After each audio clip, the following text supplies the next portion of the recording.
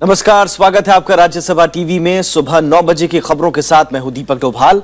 शुरुआत हेडलाइंस के साथ। अलगाववादी नेता मसरत आलम की रिहाई पर बीजेपी पीडीपी में बढ़ी तकरार। नेशनल कॉन्फ्रेंस का विरोध, कांग्रेस ने प्रधानमंत्री से मांगा जवाब। सरकार ने कोयला ब्लॉक की नीलामी से जुटाए करीब 13,000 करोड़ रुपए। स्पेक्ट्रम नीलामी की बोलियां बढ़कर 86,000 करोड़ रुपए के पार। उत्तर भारत में बेमौसम बारिश ने बढ़ाई किसानों की चिंता। पहाड़ों में हिमपात, स्वाइन फ्लू का भी बढ़ा खतरा। अब तक 1,319 मौत।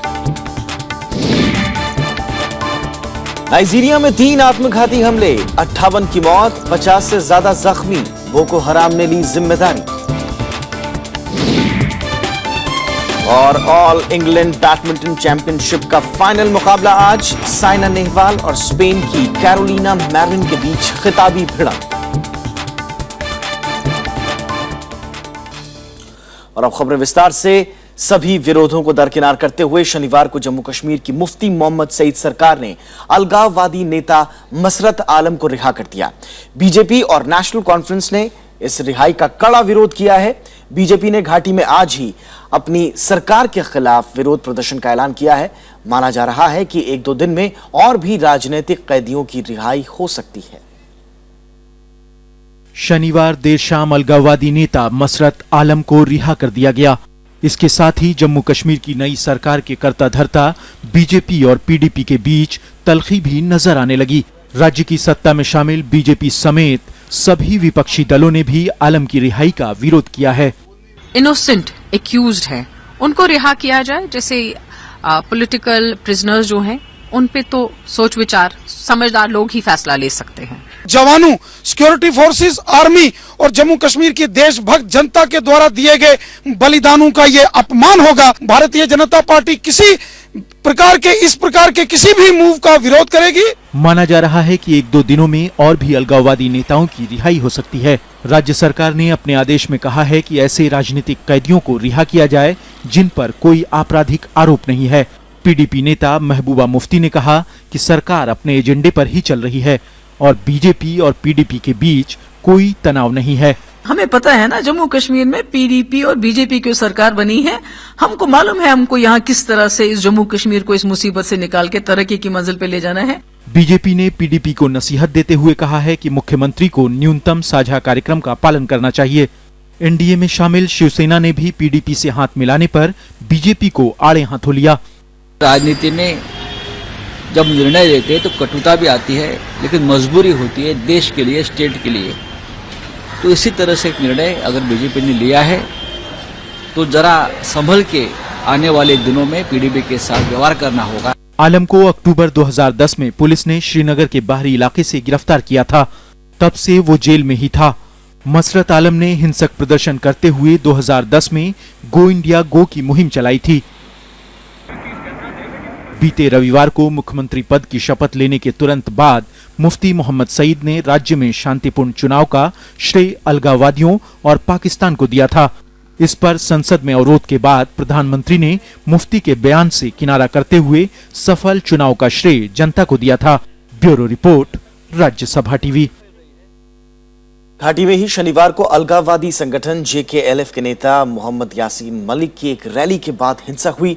ये रैली मुख्यमंत्री मुफ्ती मोहम्मद सईद के निर्वाचन क्षेत्र अनंतनाग में हुई। हिंसक भीड़ पर काबू पाने के लिए पुलिस को बल प्रयोग भी करना पड़ा, जिसमें कई लोग घायल हो गए। मलिक समर्थकों के पथराव में अनंतनाग के पुलिस थाना प्रभारी भी घायल हुए हैं। नागालैंड के दीमापुर में स्थिति अब धीरे धीरे सामान्य हो रही है। शहर में धारा 144 हालांकि जारी है। प्रशासन ने कानून व्यवस्था बनाए रखने के लिए अर्धसैनिक बलों की 14 कंपनियां तैनात की हैं। पुलिस ने अब तक इस मामले में 14 लोगों को गिरफ्तार किया है। दीमापुर में हालात तेजी से सुधर रहे हैं।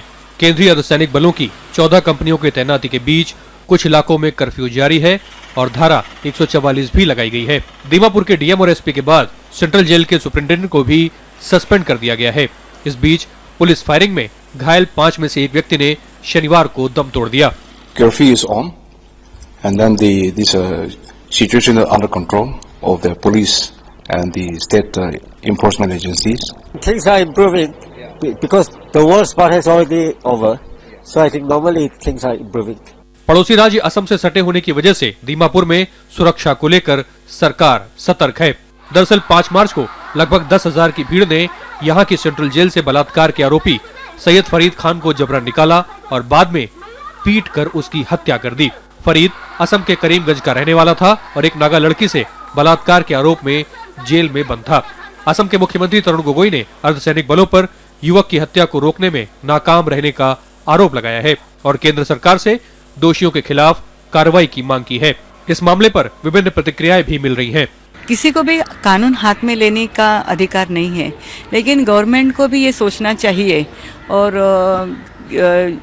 लोगों को ये सोचना चाहिए कि लोगों की जो मानसिकता है कि वो रेपिस्ट को नहीं टॉलरेट करते हैं।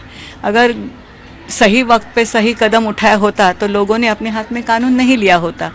Government of this country, you will have to address the real issues and ensure that women their constitutional rights. Dimapur की ये घटना ऐसे वक्त सामने आई है जब दिल्ली गैंगरेप की पीड़िता पर बनी डॉक्यूमेंट्री को लेकर देश में चर्चा जोरों पर है। इस घटना को लेकर भी देश भर में व्यापक प्रतिक्रिया हुई थी, लेकिन भीड़ का इस तरह कानून को हाथ में लेना चिंता जरूर पैदा करता है। Bureau report, Rajya Sabha TV. चलिए अब रुख करते हैं दिल्ली का। आम आदमी पार्टी के भीतर घमासान जारी है। राष्ट्रीय कार्यकारिणी के सदस्य मयंक गांधी ने अपनी पार्टी पर उन्हें अपमानित करने का आरोप लगाया है। उन्होंने योगेंद्र यादव और प्रशांत भूषण को पीएसी से बाहर किए जाने का भी विरोध किया था। उधर पार्टी की राजस्थान इकाई में भी योगेंद्र यादव और प्रशांत भूषण के खिलाफ हुई कार्रवाई पर मतभेद सामने आए हैं। योगेंद्र यादव और प्रशांत भूषण के खिलाफ हुई कार्रवाई के बाद से आम आदमी पार्टी 2 खेमों में बटी हुई नजर आ रही है। राष्ट्रीय कार्यकारिणी के सदस्य और महाराष्ट्र से पार्टी नेता मयंक गांधी ने लगातार दूसरा ब्लॉग लिखकर अरविंद केजरीवाल खेमे पर निशाना साधा है। मयंक ने ब्लॉग में लिखा, मेरे ऊपर हमले शुरू हो गए हैं, अभी और बहुत कुछ सामने आएगा और अंत में मुझे इतना अपमानित किया जाएगा कि मैं पार्टी छोड़ दूंगा। जिस प्रिंसिपल्स और सिद्धांत के साथ हम लोग इस पार्टी फॉर्म किए थे, उस सिद्धांत को थोड़ा मजबूत करने की कोशिश कर रहा हूँ। इसके सिवा या कोई मुझे पब्लिसिटी या कोई पार्टी तोड़ने की गतिविधि या पार्टी ऐसा कुछ भी नहीं है। विरोध का असर पार्टी की राजस्थान इकाई तक है। राजस्थान इकाई के नेता राकेश परीख ने भी 4 मार्च की राष्ट्रीय कार्यकारिणी के उस फैसले का विरोध किया है जिसमें योगेंद्र यादव और प्रशांत भूषण को पीएसी से बाहर किए जाने का फैसला किया गया था। जिस तरीके से ये हुआ है वो राजस्थान की ओर से मैं कहता हूँ कि हमारे हिसाब से गलत है। किसी पर भी कार्रवाई तुरंत नहीं होनी चाहिए। उसके ऊपर अगर आपको डिसिप्लिनरी एक्शन लेनी है तो पहले इंक्वायरी हो और वो दोषी हो तो आप कार्रवाई करिए निश्चित रूप से। उधर योगेंद्र यादव ने पार्टी के भीतर मचे घमासान पर चिंता जताई है। I've been reading all this. I've been listening to the news from Rajasthan. I've been reading about Mayank Bhai's blogs. I don't want to comment on it. There is a party discipline about what is to be discussed in public and what is not to be discussed.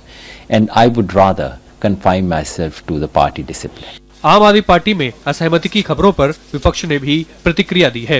ये अंदरूनी कलह में ये पूरी तरह busy हैं।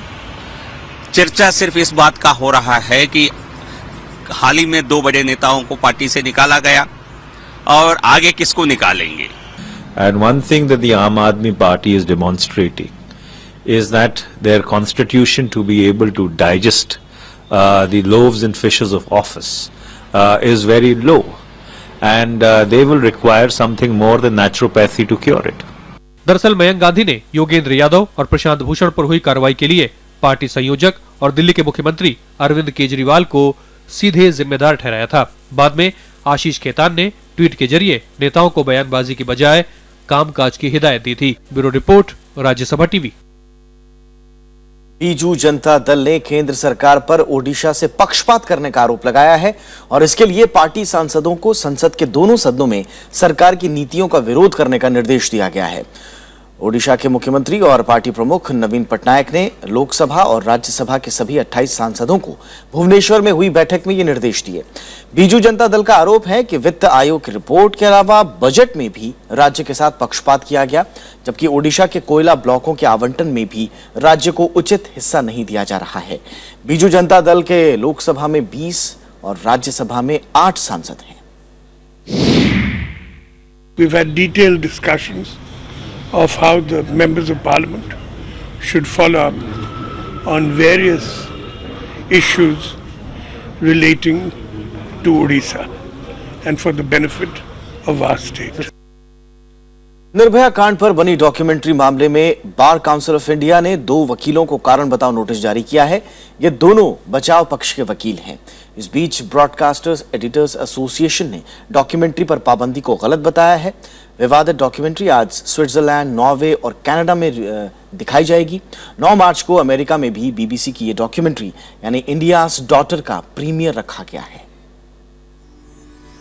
BBC की documentary में महिलाओं पर टिप्पणी करने वाले 2 वकीलों के खिलाफ बार काउंसिल ने कड़ा रुख अपनाया है।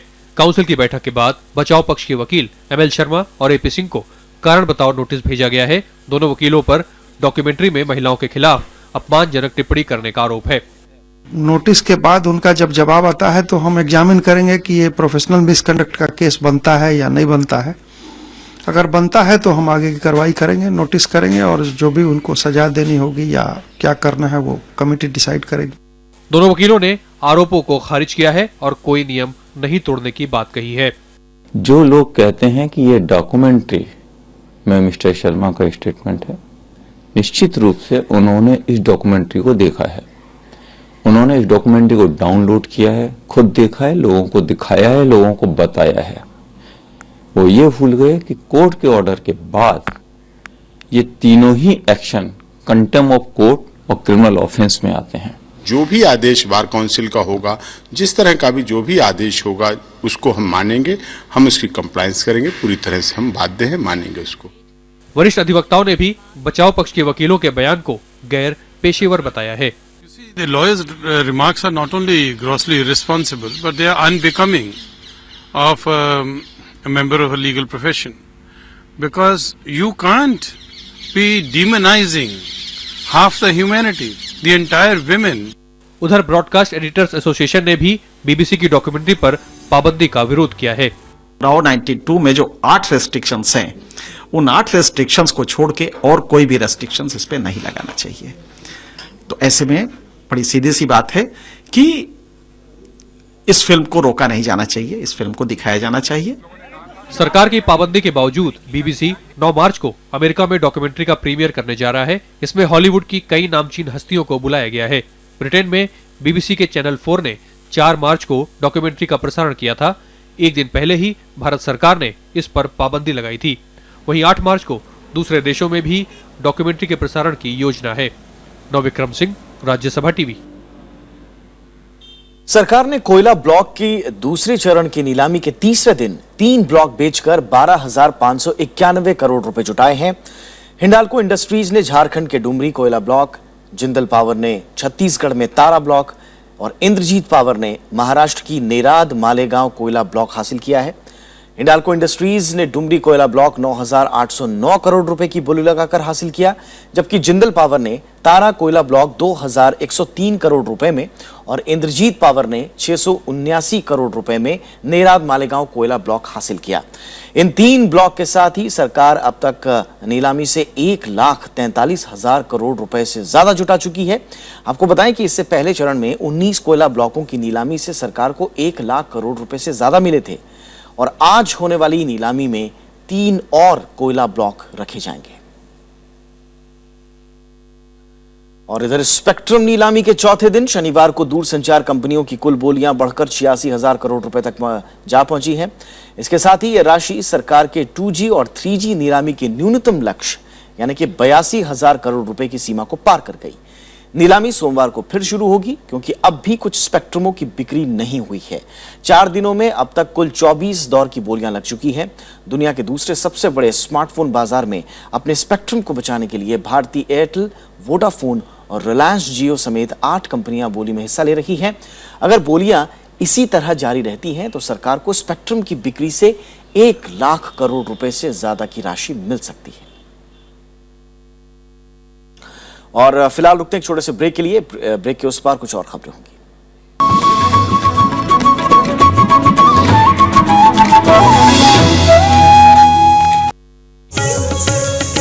कथक नृत्य को समर्पित कलाकार घन घन गुरु गुरु सब कोई मेरी पिताजी की राजनीतिक विरासत की बात करते हैं, लेकिन मेरी ये जो कला की विरासत है वो मेरी मदर की है। जहाँ है परंपरा और नई सोच का अनोखा संगम। पूरा कॉन्सेप्ट से लेके शुरू करके एक थॉट, उससे लेके एक जो फाइनल प्रोडक्शन जिसको हम स्टेज में प्रेजेंट करते हैं ऑडियंस के सामने, ये जो जर्नी है it's a very interesting journey. मिलिए शख्सियत में शर्मिष्ठा मुखर्जी से शनिवार रात 10:30 बजे और रविवार सुबह 11 बजे सिर्फ राज्यसभा टीवी पर।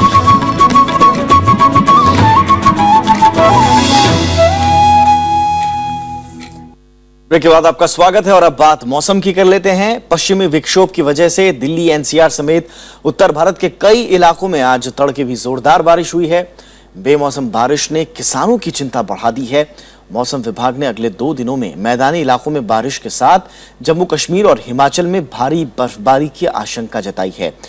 इस महीने की शुरुआत में भी 3 दिन तक लगातार उत्तर और मध्य भारत में कई राज्यों में बारिश ने रबी की फसल को काफी नुकसान पहुंचाया। संसद में भी फसलों और किसानों के नुकसान पर चिंता जाहिर की गई। राज्यसभा में 4 मार्च को इस मुद्दे पर अल्पकालिक चर्चा के दौरान कृषि मंत्री राधामोहन सिंह ने बताया था कि बेमौसम बारिश की वजह से देश में करीब 50 लाख हेक्टेयर की फसल को नुकसान पहुंचा है। अभी वेस्टर्न डिस्टर्बेंस के कारण पहाड़ों में बर्फबारी ऑलरेडी शुरू हो गई है और प्लेन्स में थंडर स्टॉर्म एक्टिविटी ऑलरेडी शुरू हो गई है। अगर हम आज शाम की बात करें तो एक थंडर कन्वेक्टिव सेल हरियाणा के वेस्ट में डेवलप हुआ और वो पूरा हरियाणा को कवर करता हुआ और दिल्ली को छूता हुआ वेस्ट यूपी की तरफ चला गया है। इस तरह की जो एक्टिविटी है आगे 2 से 3 दिन बनी रहेगी। खासतौर से जो एक्टिविटी होगी ये अब से और कल शाम तक ज्यादा रहेगी। देश भर में स्वाइन फ्लू का कहर जारी है। पिछले 24 घंटे में स्वाइन फ्लू से 30 और लोगों की मौत हो चुकी है, जिसके बाद इस बीमारी से मरने वालों की तादाद बढ़कर 1319 हो गई है। समाजवादी पार्टी के अध्यक्ष मुलायम सिंह यादव को भी फ्लू होने की आशंका में अस्पताल में भर्ती कराया गया है। देश में स्वाइन फ्लू से मौत का आंकड़ा लगातार बढ़ता जा रहा है। केंद्रीय स्वास्थ्य मंत्रालय के मुताबिक इस बीमारी से मरने वालों की तादाद 1319 हो गई है, जबकि अब तक 24,000 से ज्यादा लोग इस खतरनाक बीमारी से पीड़ित हैं। इस बीच समाजवादी पार्टी के अध्यक्ष मुलायम सिंह यादव को स्वाइन फ्लू की आशंका के बाद शनिवार को गुड़गांव के एक निजी अस्पताल में भर्ती कराया गया। हालांकि उनकी हालत में सुधार हो रहा है। पूरे भारत के देशवासियों से अपील करता हूं कि माननीय मुलायम सिंह यादव जी के अच्छे स्वास्थ्य और लंबी आयु के लिए दुआएं करें। वहीं मणिपुर में स्वाइन फ्लू का पहला मामला सामने आने से प्रशासन में हड़कंप मचा है। We admitted her and then assessed her that she was having bad respiratory tract infection. स्वास्थ्य मंत्रालय के मुताबिक इस बीमारी से सबसे ज्यादा 324 मौतें गुजरात में हुई हैं, जबकि राजस्थान में 305, महाराष्ट्र में 201, मध्य प्रदेश में 186, तेलंगाना में 61, कर्नाटक में 55, पंजाब में 47, हरियाणा में 27, दिल्ली में 10 और केरल में 9 लोग अपनी जान गंवा चुके हैं। दिल्ली समेत उत्तर भारत में मौसम के बदले मिजाज ने इस बीमारी को लेकर लोगों की चिंताएं और बढ़ा दी हैं। Bureau report, Rajya Sabha TV. और दुनिया भर में आज अंतर्राष्ट्रीय महिला दिवस मनाया जा रहा है। इस साल महिला दिवस की theme empowering women, empowering humanity, picture it है। राष्ट्रपति प्रणब मुखर्जी ने देश की महिलाओं के जीवन को बेहतर बनाने के लिए और अधिक संभावनाएं पैदा करने पर जोर दिया है। अंतर्राष्ट्रीय महिला दिवस के मौके पर संदेश में राष्ट्रपति ने कहा कि सिर्फ कानून से महिलाओं का कल्याण नहीं हो सकता। महिला दिवस पर संदेश में प्रधानमंत्री नरेंद्र मोदी ने महिला सशक्तिकरण पर बल दिया है। वहीं दिल्ली के मुख्यमंत्री अरविंद केजरीवाल ने भी ऑडियो संदेश जारी कर पुरुषों को महिलाओं का सम्मान करने की नसीहत दी। इधर दिल्ली की पूर्व मुख्यमंत्री शीला दीक्षित ने महिलाओं को लेकर समाज को और संवेदनशील बनने पर जोर दिया है। उन्होंने महिला दिवस की पूर्व संध्या पर दिल्ली महिला प्रदेश कांग्रेस कमेटी के कार्यक्रम में ये बातें कही। कार्यक्रम में कांग्रेस की राज्यसभा सांसद मोहसिना किदवई ने भी स्वस्थ समाज के लिए महिला और पुरुष की सहभागिता पर जोर दिया। कॉन्स्टिट्यूशन में जब ये कहा गया है कि महिलाओं और पुरुषों में कोई अंतर नहीं है, तो इसमें क्यों अंतर दिखाई देता है? जिस दिन ये अंतर खत्म हो जाएगा, हमें विश्वास है कि समाज का रंग और रूप जो आजकल दिखाई दे रहा है क्रूरपना जो है वो भी समाप्त हो जाए। आज की नस्ल की जिम्मेदारी कि एक सेहतमंद समाज बनाए कि जहां औरतें और मर्द मिल के काम कर सकें, किसी किस्म की कोई गंदगी ना आए। राष्ट्रपति प्रणब मुखर्जी ने शनिवार को राष्ट्रपति भवन में मनाए जाने वाले इनोवेशन फेस्टिवल का उद्घाटन किया। इस मौके पर उन्होंने कहा कि नई खोज और नई सोच किसी देश की तरक्की और समृद्धि के लिए एक अहम पहलू है। राष्ट्रपति ने तकनीक के सहारे एक बेहतर और खुशहाल समाज बनाने और इसके लिए युवाओं को आगे आने की अपील की। उन्होंने इस अवसर पर मौजूद सभी उभरते हुए साइंटिस्टों से कहा कि वे गरीबी दूर करने, रोजगार का सृजन करने और समाज को बेहतर बनाने के लिए समाधान निकालने का प्रयास जारी रखें। इनोवेशन फेस्टिवल के मौके पर राष्ट्रपति ने देश भर से आए 40 नए खोजकर्ताओं को सम्मानित भी किया। विदेश मंत्री सुषमा स्वराज ने श्रीलंका के प्रधानमंत्री रानिल विक्रमसिंघे को भड़काऊ बयान से बचने और मछुआरों से जुड़े मामलों को मानवीय तरीके से हल करने की सलाह दी है। कोलंबो में विक्रमसिंघे के साथ शनिवार को आधिकारिक मुलाकात के बाद दोनों देश मछुआरों से जुड़े मसलों को तात्कालिक और दूरगामी तरीके से हल करने पर सहमत हुए हैं। सुषमा स्वराज 13 मार्च से शुरू होने वाले प्रधानमंत्री नरेंद्र मोदी के श्रीलंका दौरे के वक्त उठने वाले मुद्दों पर तैयारी के सिलसिले में कोलंबो में हैं। श्रीलंका के दौरे पर गई विदेश मंत्री सुषमा स्वराज ने शनिवार को श्रीलंका के प्रधानमंत्री रानिल विक्रमसिंघे से मुलाकात की। विक्रमसिंघे से बातचीत में सुषमा स्वराज ने खास तौर पर भारतीय मछुआरों के बारे में विक्रमसिंघे के बयान पर बात की और उन्हें इस तरह से उकसाने वाली भाषा से बचने की सलाह दी। Both the External Affairs Minister and the Prime Minister, by our understanding, are satisfied that this issue needs to be discussed and addressed in a humane, humanitarian manner and through dialogue. Sri Lanka के प्रधानमंत्री रानिल विक्रमसिंघे ने बयान दिया था कि श्रीलंका की सीमा के अंदर आने वाले भारतीय मछुआरों को गोली मार दी जाएगी। भारत में श्रीलंका के इस बयान की तीखी आलोचना हुई है। ऐसा समय जब भारत की विदेश मंत्री श्रीमती सुषमा स्वराज वहां श्रीलंका के दौरा पर है और प्रधानमंत्री भी कुछ ही दिन में वहां जाने वाले हैं, तो जो इनकी जो प्रधानमंत्री श्रीलंका की जो बयान है, धमकी का जो स्वर है इसमें, ये अच्छा नहीं लगता है। It's very shocking and outrageous statement coming from the Sri Lankan Prime Minister. The change of government in Sri Lanka has not brought any change in its policy towards Indian fishermen. अगर कथन है दुर्भाग्यपूर्ण है, ये एक समस्या है जिस पे भारत ने कई बार श्रीलंका से बातचीत की है। प्रधानमंत्री नरेंद्र मोदी के साथ श्रीलंका के राष्ट्रपति मैत्रीपाला सिरिसेना की शिखर वार्ता के दौरान मछुआरों के सवाल के स्थायी हल की बात भी होनी है। इसीलिए रानिल विक्रमसिंघे के इस उकसावेबाजी के बयान के बावजूद शनिवार को विदेश मंत्री सुषमा स्वराज ने श्रीलंका के विदेश मंत्री मंगला समरवीरा के साथ प्रतिनिधिमंडल स्तरीय बात की। इसके पहले वे श्रीलंका के राष्ट्रपति मैत्रीपाला सिरिसेना के साथ भी मिली थीं। 28 साल के बाद भारत के किसी प्रधानमंत्री की ये पहली श्रीलंका यात्रा होनी है। इस दौरान प्रधानमंत्री जाफना भी जाएंगे, जहां भारत के सहयोग से तमिलों के पुनर्वास का काम चल रहा है। श्रीलंका के प्रधानमंत्री और राष्ट्रपति एक ही राजनीतिक गठबंधन में होने के बावजूद अलग अलग राजनीतिक दलों से आते हैं, इसलिए रानिल विक्रमसिंघे के बयान को भारत पर दबाव बनाने की रणनीति के रूप में देखा जा रहा है। लेकिन भारत पर इसका असर कोई नहीं पड़ेगा, क्योंकि प्रधानमंत्री नरेंद्र मोदी खुद ही श्रीलंका को सामरिक और विकास के मामले में कई तरह की सहूलियतें देने के पक्ष में हैं। राज्यसभा टेलीविजन के लिए दिल्ली से अखिलेश सुमन। पूर्वोत्तर नाइजीरिया के मैदुगुडी शहर में 3 बम विस्फोटों में 58 लोगों की मौत हो गई है, जबकि 50 से ज्यादा लोग जख्मी हो गए। पहला विस्फोट एक मछली बाजार में आत्मघाती महिला बम हमलावर ने किया, जिसमें 18 लोग मारे गए। दूसरा विस्फोट मंडे मार्केट में हुआ, जिसमें 15 लोग मारे गए। तीसरा हमला बोनो एक्सप्रेस बस टर्मिनल पर हुआ। आतंकवादी संगठन बोको हराम ने हमले की जिम्मेदारी ली है। और एक धमाके के बाद अमेरिका में व्हाइट हाउस को बंद कर दिया गया है। धमाका राष्ट्रपति भवन के दक्षिणी हिस्से में हुआ। जिस समय धमाका हुआ उस वक्त राष्ट्रपति बराक ओबामा और उनका परिवार व्हाइट हाउस में ही था।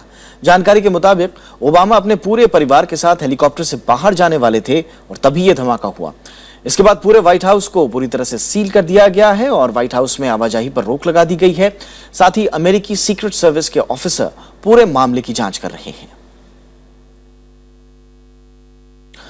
रूस के विपक्षी नेता बोरिस नेमत्सोव की हत्या के मामले में 2 लोगों को हिरासत में लिया गया है। रूस की फेडरल सिक्योरिटी सर्विस ने इसकी जानकारी दी है। पकड़े गए दोनों लोग अंजोर गुबाशेव और जऊर दादाएव कॉकेसस इलाके के हैं। रूसी जांच अधिकारियों के मुताबिक इन पर हत्या की साजिश रचने और उसे अंजाम देने का संदेह है। पूर्व उप प्रधानमंत्री और उदारवादी नेता नेमत्सोव को 27 फरवरी की रात गोली मार दी गई थी। बोरिस को पुतिन के बड़े आलोचकों में गिना जाता था। ईरान के परमाणु कार्यक्रम को अंतिम रूप देने के लिए दुनिया के 5 ताकतवर देशों की अहम बैठक के बाद समझौते को अंतिम रूप देने की कोशिशें तेज हो गई हैं। अमेरिका खाड़ी देशों को भी यह समझाने का प्रयास कर रहा है कि विश्व शांति के लिए ईरान के साथ एक स्थायी परमाणु समझौता जरूरी है। अमेरिकी विदेश मंत्री कई देशों का दौरा कर इस समझौते के पक्ष में समर्थन जुटा रहे हैं। पेरिस में चल रही इस बैठक में अमेरिका और यूरोपीय देशों के प्रतिनिधि ईरान के परमाणु समझौते के लिए माहौल बनाने में जुटे हैं। बैठक में अमेरिकी विदेश मंत्री जॉन केरी, ब्रिटेन के विदेश मंत्री फिलिप हेमंड और पेरिस के विदेश मंत्री लॉरेंट फेबियस ने परमाणु कार्यक्रम को विश्व शांति के लिए जरूरी बताया। केरी ने दावा किया कि यूरोपीय देश ईरान के परमाणु कार्यक्रम को लेकर अमेरिका के साथ हैं। वहीं यूरोपीय यूनियन ने आने वाले 2 हफ्तों को ईरान के परमाणु कार्यक्रम के लिए बेहद मुश्किल बताया है। यूरोपीय संघ की विदेश नीति प्रमुख फेडेरिका मोघेरिनी के मुताबिक समझौते के लिए अभी काफी काम बाकी है।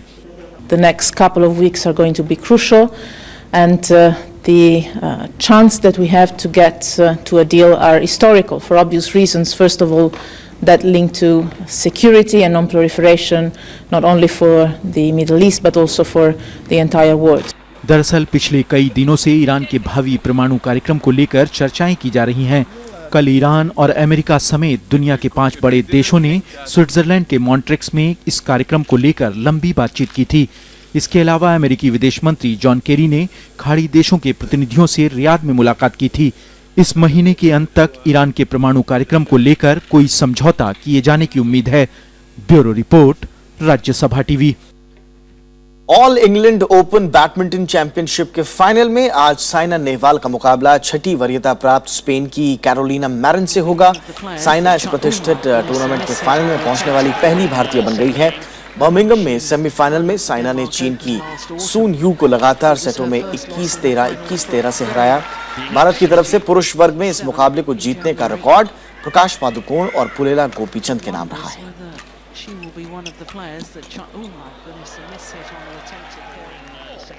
तो इस बुलेटिन में फिलहाल इतना ही, लेकिन चलते चलते एक बार हेडलाइंस पर फिर से नजर। अलगाववादी नेता मसरत आलम की रिहाई पर बीजेपी पीडीपी में बढ़ी तकरार। नेशनल कॉन्फ्रेंस का विरोध, कांग्रेस ने प्रधानमंत्री से मांगा जवाब। सरकार ने कोयला ब्लॉक की नीलामी से जुटाए करीब 13,000 करोड़ रुपए। स्पेक्ट्रम नीलामी की बोलियां बढ़कर 86,000 करोड़ रुपए के पार। उत्तर भारत में बेमौसम बारिश ने बढ़ाई किसानों की चिंता। पहाड़ों में हिमपात, स्वाइन फ्लू का भी बड़ा खतरा। अब तक 1,319 मौत। नाइजीरिया में 3 आत्मघाती हमले में 58 की मौत, 50 से ज्यादा जख्मी। बोको हराम ने ली जिम्मेदारी।